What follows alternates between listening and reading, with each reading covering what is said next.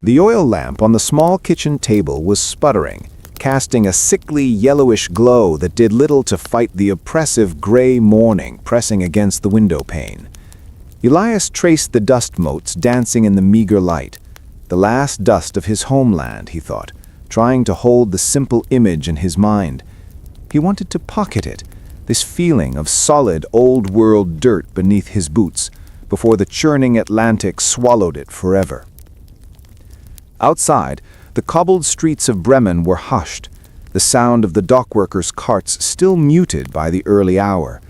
But the quiet was deceptive. Beneath the silence was a constant drumming anxiety, a sound unique to the poor quarters of a port city, the thud of trunks being loaded, the cheerful murmurs of final farewells, and the distant mournful shriek of a steamer's horn, the metallic, impatient voice of the new world calling.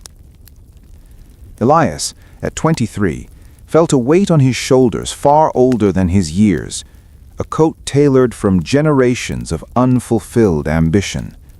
He was the youngest son of a family of weavers whose skilled hands had been rendered obsolete by the mechanical, hungry maw of the new industrial age.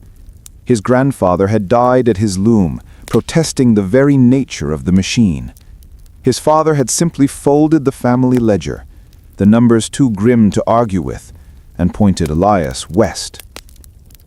"There is no future for hands like ours here," his father had said, his voice as dry and brittle as old parchment.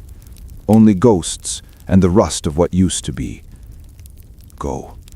Find the life the machines cannot take." His eyes fell to the small, worn volume resting beside the lamp, a collection of American poetry given to him by his cousin, Marcus, who had left 3 years prior. Marcus, the poet and dreamer, whose letters from New York were filled with impossible descriptions, buildings that kissed the clouds, streets paved with a feverish, chaotic energy, and the promise of a place where one could simply be, unfettered by centuries of rigid tradition. Elias ran a calloused thumb over the title page, Leaves of Grass. He did not understand the poems fully, but he understood the rhythm, the long, hopeful breath of freedom. A low cough pulled him back to the small room. His mother, Hannah, stood silhouetted in the doorway, her hands clasped tightly beneath her apron. She was a woman of silent strength. Her grief was a deep, invisible pool that never overflowed. "Your breakfast," she said, her voice a rough whisper. "You must eat. The journey is long, and the sea is unforgiving." Elias nodded, but his stomach churned with a mixture of excitement and dread. On the plate were the last remaining comforts of their life: a thick slice of rye bread, still warm from the neighbor's oven, and a piece of hard smoked sausage. He knew every bite was a sacrifice, another hour of hunger her family would endure in the months to come. "I have the money secure, Mother," Elias assured her, patting the breast pocket of his threadbare coat.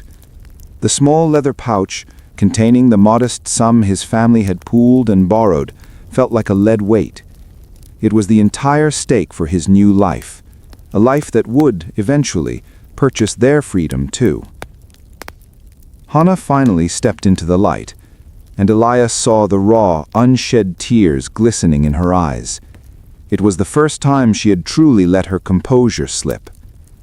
She walked to the center of the room, her gaze sweeping over the few pieces of furniture that remained, the empty hooks where the heavy wool jackets had hung, the bare shelves, the absence of the grandfather clock sold 2 months ago to pay for his passage. "It is only 4 days on the steamship," Elias tried, the words sounding weak and foreign to his own ears. He knew it was a lie. 4 weeks was the cruel truth. "It is not the sea, Elias," she countered, her voice now steady but sharp with pain. She reached out and grasped his hands, turning them over, hands that had learned to manage a shuttle, repair a loom, and write a careful, educated script. She lowered her voice, a solemnity entering her tone that made the hairs on his arms stand up. "You must not forget. If you lose the old world entirely, you will be a man without a root, a ghost." This was the core of their separation, the unspoken fear that shadowed every immigrant's departure, that they would gain a new life only by becoming a stranger to the old one, a severing of the soul that no new opportunity could mend. Elias pulled his hands free and went to the hearth where a single piece of coal glowed faintly. He reached behind the mantelpiece and retrieved a small carved wooden sparrow, a tiny, exquisite thing his father had carved for him on his 10th birthday. It was his only non-essential possession. "This is the old world," he said, holding the sparrow out to her. The wood felt cool and smooth against his palm. "It is not in the ground, Mother. It is in the craft, in the skill. I will carry it with me. I will not forget the hands that taught me." He tucked the sparrow into the same breast pocket as the money, a weight of a different kind, a promise. The sound of heavy nailed boots finally echoed outside. It was his cousin Johann, the man hired to push Elias's single battered trunk down to the docks. Johann was red-faced, smelling of cheap tobacco and the early morning damp. He did not look at Hannah, his own farewells having been made in a gruff, hurried manner days ago. "The tide waits for no man, Elias," Johann muttered, grabbing the trunk handle. Elias gave his mother a final hard embrace, inhaling the scent of lye soap and old wool one last time. He did not cry, nor did she. They were not a family for melodrama. Their grief was quiet, deep, and final.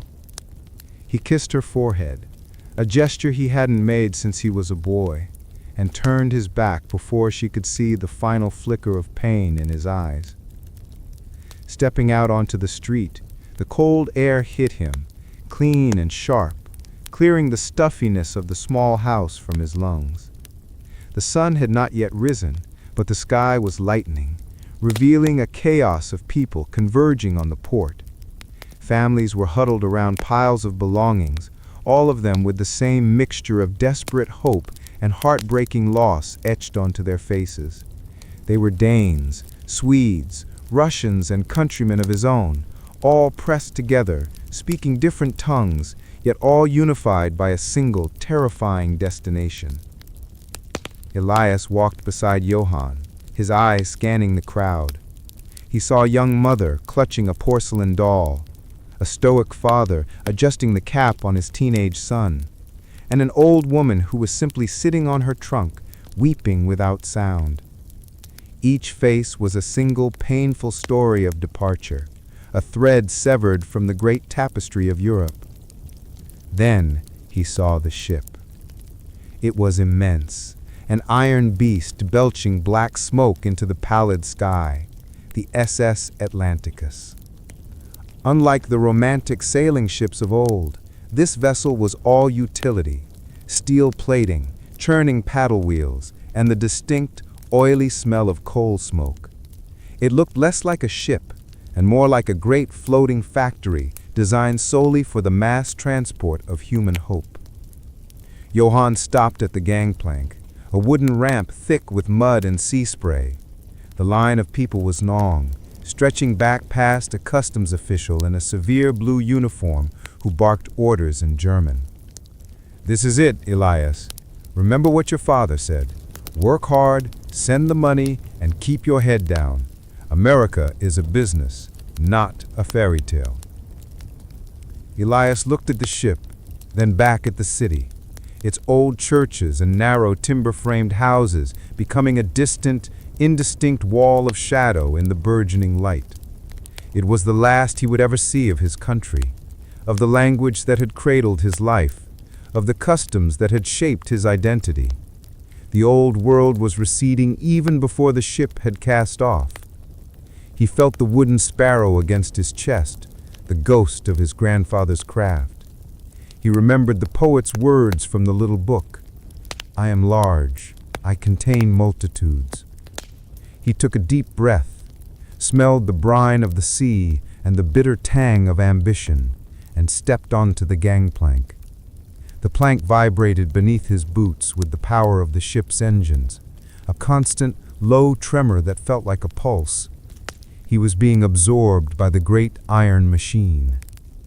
As he presented his papers to the customs officer, the sun finally broke the horizon, not with the gentle warmth of a homeland sunrise, but with a harsh, glaring white light that struck the metal deck, blinding him momentarily. It was a new, aggressive light, cold and full of unknown challenges.